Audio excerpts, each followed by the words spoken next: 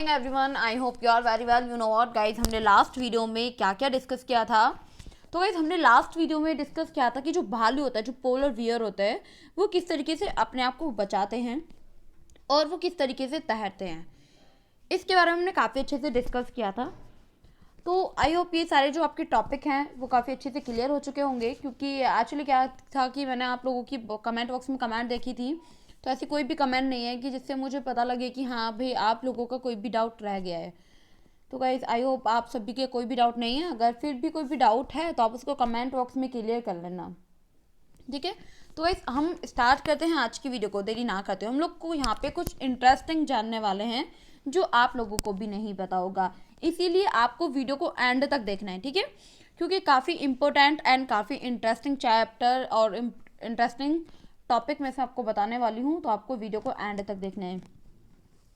तो गाइस आपको पता है आज मैं आपको क्या बताने वाली हूँ।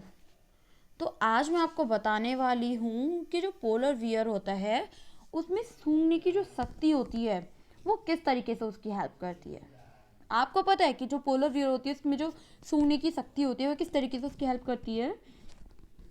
तो गाइस जो इनकी सूंघने की शक्ति है इन्हें काफ़ी हेल्प करती है वो शिकार ढूंढने में। क्या ढूंढने में? शिकार ढूंढने में। आपको पता है कि जो हमारी नोज़ है उससे हम क्या करते हैं, हम सूंघते हैं। हमें अगर कहीं से स्मेल आने लगती है, ठीक है, अगर हमारे सामने खाना आएगा, टेस्टी टेस्टी खाना, तो हमें क्या लगेगा, बहुत टेस्टी टेस्टी खुशबू आ रही है, क्या बन रहा है घर पे? ओ नो, गाजर का हलवा बन रहा है।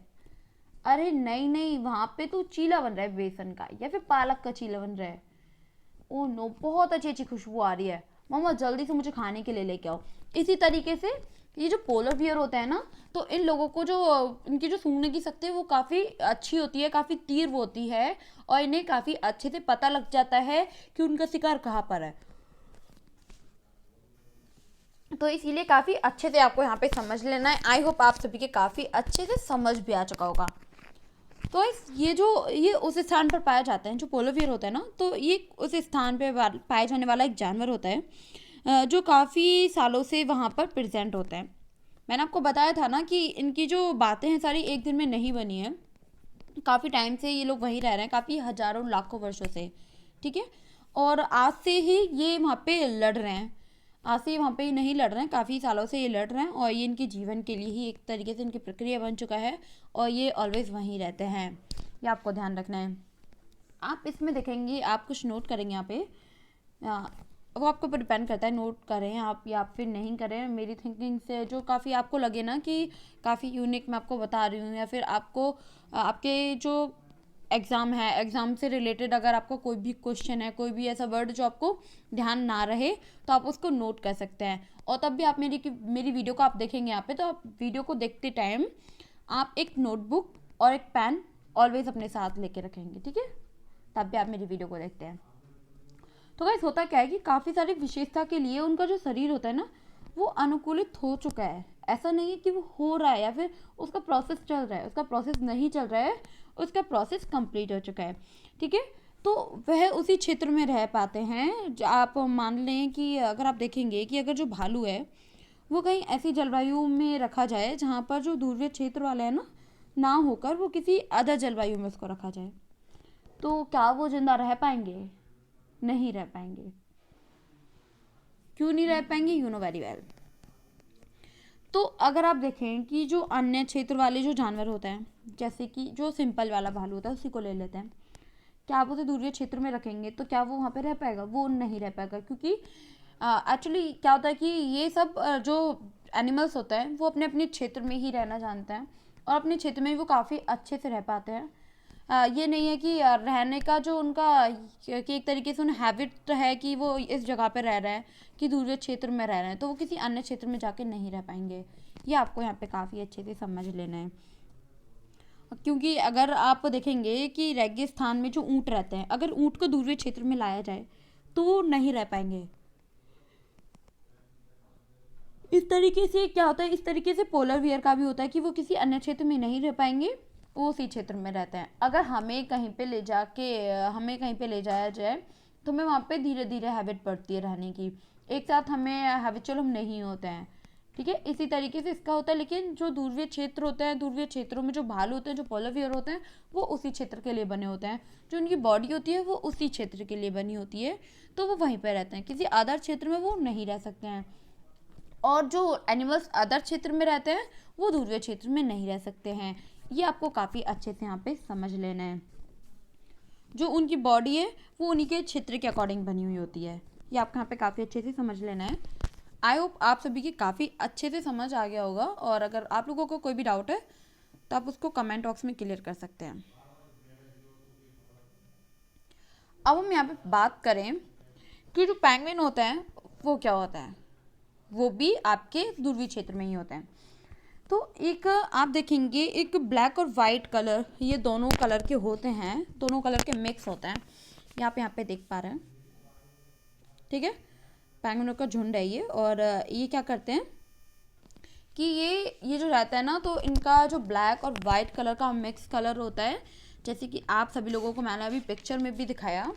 आके ये कैसे होते हैं और ये वाइट ही क्यों होते हैं, ठीक है, इसके बारे में हम लोग बात करने वाले हैं अभी। तो इसीलिए आपको वीडियो को एंड तक देखना है, और आपको मेरी वीडियो को लाइक करना है, एंड कमेंट बॉक्स में कमेंट भी करना है, और आपको जो लोग नए हैं उनको सब्सक्राइब भी करना है चैनल को, ठीक है। तो गाइस आपको पता है ये वाइट क्यों होता है? ये वाइट इसीलिए होता है, इनका जो वाइट बैकग्राउंड में मिल जाता है। जैसे कि जो मैंने आपको भालू के बारे में बताया, जो पोलर बियर होते हैं वो वाइट होते हैं, ठीक है, जो उनके बाल होते हैं वो सफ़ेद होते हैं। तो वो क्या होता है कि वो वाइट बैकग्राउंड में मिल जाता है। इसी तरीके से इनका होता है, क्योंकि ये भी वाइट बैकग्राउंड में मिल जाते हैं, आसानी से कोई इन्हें आसानी से कोई भी इन्हें नहीं देख पाता है, ठीक है, तो इसीलिए कोई नहीं इन्हें देख पाएगा। और जो बैकग्राउंड के साथ जो इनकी वाइट कलर की जो पृष्ठभूमि होती है, सफ़ेद कलर की जो पृष्ठभूमि होती है, उसमें ये काफ़ी अच्छे से मिल जाता है, ठीक है, ये आपको ध्यान रखना है। और आप देखेंगे कि सर्दियों से बचने के लिए क्या होता है, जो इनकी त्वचा होती है ना, तो इनकी जो स्किन होती है वो एकदम भालू की तरह जैसी मोटी होती है। कैसी होती है? एकदम मोटी होती है। ये आपको यहाँ पे समझ लेना है, ठीक है, आपको काफ़ी अच्छे से यहाँ पे समझ लेना है, क्योंकि काफ़ी इंपॉर्टेंट बात मैं यहाँ पे बता रही हूँ। क्योंकि ऐसा नहीं है कि आप सभी लोग भी काफ़ी अच्छे से जानते होंगे इसके बारे में, हो सकता है काफ़ी लोगों को नहीं पता हो, और हो सकता है काफ़ी लोगों को सिर्फ मैंने भी देखी, इनकी पिक्चर देखी थी, लेकिन मुझे भी पढ़ने के बाद पता चला। तो ऐसा हो सकता है आपके साथ भी हो। मैंने इसके बारे में तब मैंने पढ़ी थी ना बुक, तो तब मुझे इसके बारे में पता चला था। तो गाइस होता क्या है कि आप देखेंगे कि सर्दियों से बचने के लिए जो इनकी बॉडी होती है, जो इनकी स्किन होती है, वो काफ़ी मोटी होती है, और इन्हें ठंडे से वो बचाए रखता है। कौन बचाए रखता है? आपको पता है कौन बचाए रखता है? अभी मैंने आपको बताया कि क्या बचाए रखता है इन्हें ठंडे से। इनकी जो स्किन होती है वो मोटी होती है, तो वो इन्हें उसे बचाए रखती है ठंडे से। आप देखेंगे कि जो पेंगुइन होता है ना, वो हमेशा ग्रुप में रहते हैं। क्यों रहते हैं ग्रुप में? आपको पता है? क्योंकि अगर आप फैमिली मेम्बर में एक ही रूम में रहेंगे, ठीक है, तो एक ही रूम में रहेंगे तो क्या होगा कि वो गर्म हो जाएगा, ठीक है। आप समझने की कोशिश करें कि एक रूम है, काफ़ी ठंड हो रही है, और रूम में सारे फैमिली मेम्बर्स बैठे हुए हैं, तो क्या होगा कि रूम एकदम गर्म हो जाएगा, ठीक है। तो बॉडी का जो हीट होता है ना, जो तापमान होता है बॉडी का, आप देखेंगे कि ये जो बॉडी का तापमान होता है वो भी ह्यूमंस की जो बॉडी होती है, या फिर आप एनिमल्स की बॉडी लें तो उनकी बॉडी का भी कुछ तापमान होता है, तो वो तापमान तब रूम में रहेगा, तो तब रूम गर्म होगा। इसीलिए जो पेंगुइन के जो ग्रुप रहते हैं, जिससे क्या होता है कि जिससे वो गर्म फील करते हैं, इसीलिए ये लोग क्या करते हैं, ये हमेशा आपने झुंड में ही इनको देखा होगा, एक ग्रुप में भी इनको आपने काफ़ी अच्छे से यहाँ पे देखा होगा। ये कभी अकेले वगैरह नहीं रहते हैं, कभी कभी रह जाते होंगे, वैसे मोस्टली अगर देखा जाए तो ग्रुप में ही रहते हैं। इनके जो पैर होता है ना, तो इनके जो पैर होते हैं वो एक जाल सा बना होता है इनके पैरों में, जिसकी हेल्प से क्या होता है, जिनकी हेल्प से ये शिकार भी करते हैं। जैसे कि आप सभी लोग देख पा रहे हैं कितने क्यूट क्यूट से इनके पैर, छोटे छोटे है ना। तो इसी तरीके से इनका होता है, और काफ़ी अच्छे से इसका शिकार भी कर पाते हैं। तो आपको काफ़ी अच्छे से यहाँ पे ये समझ लेना है। तो होता क्या है, तब भी शिकार कर लेते हैं, और जो इनके पैर होते हैं वो काफ़ी मजबूत होता है। कैसे होता है? काफ़ी मजबूत होता है। पूरी बॉडी का जो वेट होता है ना, तो वो उनके जो पैर होते हैं तो वो उसी के ऊपर पड़ता है। ये आपको ध्यान रख लेना है। तो काफ़ी ये तो है कि नॉर्मली सी बात है कि हाँ, तब हम मोटे होंगे तो हमारा जो वजन है, पैर नीचे होते हैं तो पैरों पे ही सारा वजन पड़ता होगा। और आप देखेंगे कि जो इनके पैर होते हैं वो काफ़ी तैरने में भी, स्विमिंग करने में भी इनके पैर जो होते हैं इनकी काफ़ी हेल्प करते हैं। ये आपको यहाँ पे काफ़ी अच्छे से समझ लेना है। और जो इनका शरीर होता है ना, जो इनकी बॉडी होती है वो एकदम धारा रेखित होती है। कैसी होती है? धारा रेखित होती है। बहुत ही आसानी से ये पानी में तैर सकते हैं। ये आपको यहाँ पे काफ़ी अच्छे से ध्यान रखना है। अगर आप लोगों का कोई भी डाउट रह जाए ना तो आप उसको कमेंट बॉक्स में क्लियर कर लेना, और अपने मन में तो आपको कोई डाउट रखना ही नहीं है भाई, ठीक है। अब हम यहाँ पे बात करें कि जो अन्य जंतु होता है ध्रुवीय क्षेत्र में, मैंने आपको दो के बारे में बताया, एक तो पोलर बियर के बारे में बताया, एक बताया मैंने पेंगुइन के बारे में। अब जो अन्य जंतु होते हैं आखिर वो कौन कौन से होते हैं, आप लोग पिक्चर में भी यहाँ पे दिख पा रहे होंगे। जैसे कि आपका होता है मछली, ठीक है, और आपका कस्तूरी मृग होता है एक, और एक आपका लोमड़ी होता है, और आपका होता है एक सील व्हेल होता है, ठीक है। तो ये क्या है? ये जंतुओं के नाम हैं, ये एनिमल्स के नाम हैं जो ध्रुवीय क्षेत्र में रहते हैं। ये आपको यहाँ पे काफ़ी अच्छे से समझ लेना है। और गाइस आप देखेंगे कि बहुत ऐसे जानवर होते हैं और बहुत ऐसे पक्षी भी होते हैं जो ठंड में क्षेत्र में नहीं रह पाते हैं। जिन एनिमल्स का जो शरीर होता है वो गर्मियों के लिए बना रहता है, और उस क्षेत्र में ठंड पड़ते ही वो वहाँ से रवाना हो जाते हैं। कहाँ हो जाते हैं? रवाना हो जाते हैं, दैट्स मीन चले जाते हैं। वो ठंड हुई, यहाँ पे ठंड होने के बाद वो यहाँ से चले जाएंगे। क्यों चले जाएंगे? क्योंकि जो उनकी बॉडी है वो गर्मियों के लिए बनी हुई है। मैंने आपको बताया था ना कि यहाँ पे 6 महीने यहाँ पे ठंड होती है, 6 महीने यहाँ पे गर्मी होती है। तो आई होप काफ़ी अच्छे से आपको ये चैप्टर समझ आ रहा होगा और काफ़ी मज़ा भी आ रहा होगा आपको इसको पढ़ते टाइम। कुछ भी पढ़ रहे हैं ना हम उसको मज़ा लेके पढ़े, तो उससे क्या होगा, इन्जॉय लेके तब हम किसी चीज़ को पढ़ते हैं तो उससे हमें काफ़ी एकदम इन्जॉय फील होता है। ऐसा नहीं है कि हम बुक पढ़ रहे हैं, ठीक है, तो काफ़ी अच्छा लगता है हमें। तो इसीलिए आपको जो पढ़ना है इन्जॉय लेके पढ़ना है। तो क्या होता है कि तब उन्हें लगता है कि हाँ पे ठंड हो रही है, और हाँ उनकी जो बॉडी होती है वो गर्मियों के लिए बनी होती है। दैन वो वहाँ से रवाना हो जाते हैं और वहाँ से वो चले जाते हैं, और तब तक ठंड नहीं चली जाती, तब ठंड अपने घर पे चली जाती है, ठीक है। तो तब ठंड चली जाती है तो फिर से वो उसी क्षेत्र में वापस आ जाते हैं। कौन वापस आ जाते हैं? एनिमल्स वापस आ जाते हैं। ऐसे करने से क्या होता है, ऐसे करने का जो प्रोसेस होता है उसे हम प्रवास कहते हैं, ठीक है। प्रवास हम उसे बोलते हैं, जैसे कि आप सभी लोग देख पा रहे हैं। आपको पता है कि मैं आपको थोड़ा बता देती हूँ नेक्स्ट टॉपिक स्टार्ट करने से पहले, कि हम बुक रीड करते हैं। बुक रीड करने का मतलब यही नहीं है कि आप देखिए कोई भी फर्स्ट टाइम अगर बुक पढ़ रहे हैं तो पहले आप उसको रीड कर लें, ठीक है। रीड करने के बाद आप उसको सेकंड टाइम पढ़ें। सेकंड टाइम आप उसके इन वर्ड पे ध्यान दें जो डार्क ब्लैक कलर के होते हैं। इससे क्या होगा, जो डार्क ब्लैक कलर के जो वर्ड होते हैं वो काफ़ी इंपॉर्टेंट वर्ड होते हैं, और जो उसका मीनिंग हमें पता रहना चाहिए। तो मोस्टली हमें उन वर्ड पे फोकस करना होता है। अब जो मैं आप लोगों को पढ़ाती हूँ तो मैं आप लोगों को मोस्टली इन्हीं वर्ड पे फोकस करती हूँ। देखिए पूरी बुक की रीडिंग मैं पहले लगा देती हूँ, लेकिन उसके बाद से जो इम्पोर्टेंट होता है वो मैं आपको बताती हूँ, ठीक है। तो एक्चुअली होता क्या है, तो आप लोग भी इसी तरीके से पढ़ें, क्योंकि इस तरीके से बुक को पढ़ने में अलग ही मज़ा आता है। पहले आप पूरी रीडिंग लगा लें, सेकेंड टाइम इसको पढ़ लें, थर्ड टाइम आप मोस्टली इन वर्ड पे ध्यान दें। ऐसा नहीं है कि आप बिल्कुल ना पढ़ें, डायरेक्ट इसी वर्ड पे पहुंच जाए। अगर आप डायरेक्ट इसी वर्ड पे पहुंच जाएंगे तो आपको फिर कुछ भी समझ नहीं आएगा। आपको जो पढ़ना है काफ़ी अच्छे से पढ़ना है, ठीक है। तो अब हम नेक्स्ट स्टार्ट कर देते हैं। आपको पता है मैंने उष्णकटिबंधीय के बारे में आपको पढ़ाया था पहले लास्ट वीडियो में। अब यहाँ पे वर्षावन भी है, तो आखिर ये वर्षावन क्या होता है भाई? आपको पता है वर्षावन क्या होता है? नहीं पता? तो ये वीडियो किस लिए बन रही है? आप लोगों के लिए। तो इसीलिए आपको वीडियो को एंड तक देखना है, ओके। होता क्या है कि ऐसे जो वन होता है, ठीक है, कैसे वन, जो वर्षावन होते हैं उन्हें क्या बोलता है? उष्णकटिबंधीय क्या होता है ये मैंने आपको पहले बताया था। अब क्या रह गया, आपका जो न्यू वर्ड इसमें एडिट हुआ वो हुआ वर्षावन। इसके बारे में थोड़ा संक्षेप में जानने की कोशिश करते हैं हम लोग। तो ऐसे वन होते हैं गाइस जो वर्षा के कारण तैयार होते हैं। वर्षावन दैट्स मीन वर्षा माने बारिश और वन माने वन, ठीक है। तो ऐसे वन जो वर्षा के द्वारा तैयार किए जाते हैं, वर्षा के कारण तैयार होते हैं। तो ऐसे वन जो जंगल को एकदम वर्षा वन कहते हैं। जैसा जंगल होता है ना उसको हम वर्षा वन कहते हैं। अगर वर्षा नहीं होती है तो ऐसे वनों की सृष्टि भी नहीं होती है।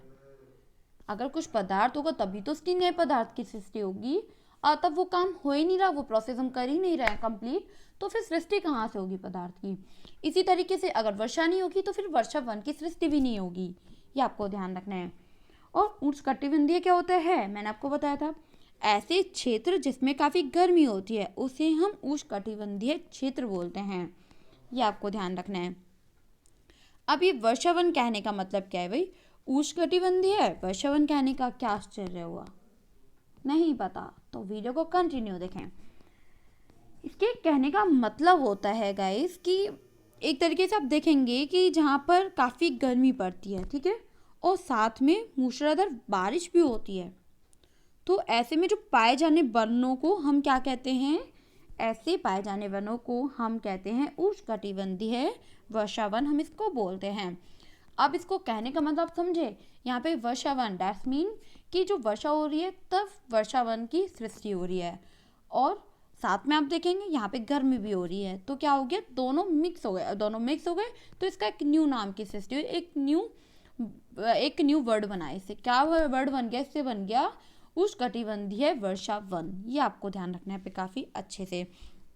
क्यों, आप देखेंगे इनकी जो जलवायु होती है सामान्यतः गर्म होती है। क्यों होती है, क्योंकि ये भूमध्य रेखा के आसपास सम्मिलित होते हैं। किसके पास सम्मिलित होते हैं, भूमध्य रेखा, जैसे कि आप सभी लोग यहाँ पे भी देख पा रहे होंगे, ठीक है।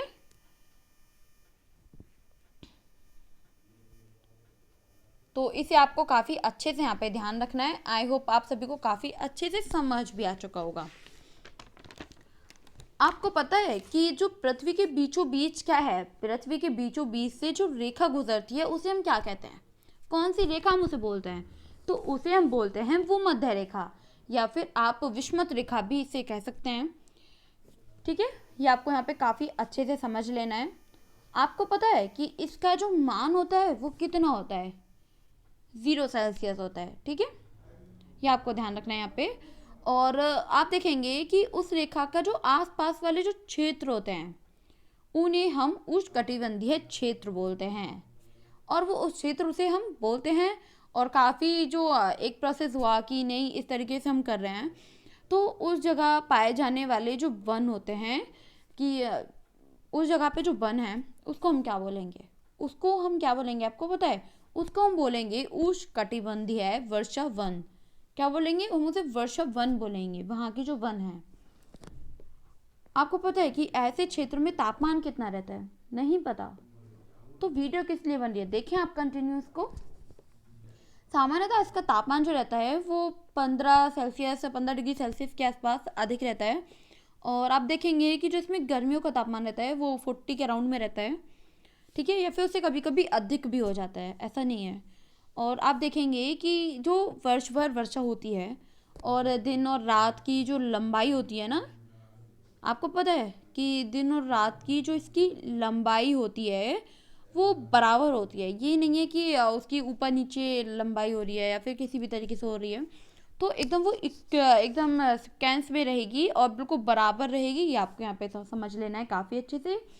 ये जो मैंने आपको बताया ये इसकी कुछ करैक्टरिस्टिक्स हैं, कुछ इसकी विशेषताएं हैं, तो इसीलिए काफ़ी अच्छे से आपको ये पढ़ना है, काफ़ी अच्छे से इसको समझना है।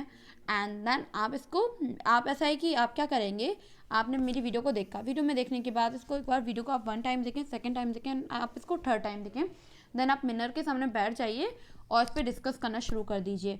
और आपको पता है तब ये प्रोसेस आप करेंगे ना, तो आई एम 100% श्योर कि आपको काफ़ी अच्छे से ये समझ आ जाएगा, फिर आप इसे कभी भूलेंगे नहीं, ठीक है। तो इसीलिए आपको काफ़ी अच्छे से समझ लेना है, काफ़ी इम्पोर्टेंट भी है और काफ़ी अच्छे से हमें नॉलेज भी दे रहे हैं, काफ़ी अच्छे से आपको पढ़ना है।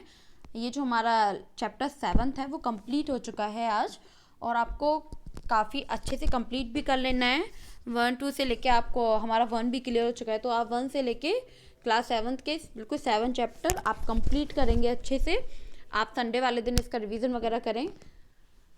गाइस अगर आपको मेरी वीडियो पसंद आती है तो आप इसे लाइक कर दीजिए करिए, ठीक है। आप लाइक ही नहीं करते हैं, नहीं आप लोग कमेंट करते हैं, अरे भाई, आईएएस पॉइंट को आपकी नीड है, आप लोग सपोर्ट नहीं करेंगे तो फिर आईएएस पॉइंट कैसे आगे बढ़ेगा? आप लोग सपोर्ट करिए, क्योंकि यूपीएससी का एग्ज़ाम क्लियर करना, अब आप सोच रहे हैं ये तो काफ़ी हार्ड एग्ज़ाम है। एग्ज़ाम तो हार्ड होता ही नहीं है। क्यों एग्ज़ाम हार्ड नहीं है? क्योंकि आईएएस पॉइंट की जो टीम आपके साथ है वो आप लोगों का ऑलवेज सपोर्ट करेगी। तो एग्ज़ाम को एंजॉय लेते लेते क्रैक करिए, माइंड के ऊपर नहीं कि हाँ मुझे ये पढ़ना है वो पढ़ना है। ऐसे लेके कोई एग्ज़ाम क्लियर होता है? नहीं होता भाई। इसीलिए आपको एग्ज़ाम क्लियर करना है, आपको एंजॉय लेके पढ़ना पड़ेगा और आपको वीडियो को पर डे देखना पड़ेगा। ठीक है, तो आज की वीडियो हमारी यहीं पे फिनिश होती है। आप लोग काफ़ी अच्छे से पढ़ें एंड परेशान बिल्कुल ना हो, क्योंकि ऑलवेज आईएएस पॉइंट की जो टीम है वो आपके साथ है। तो thank you so much guys, bye bye.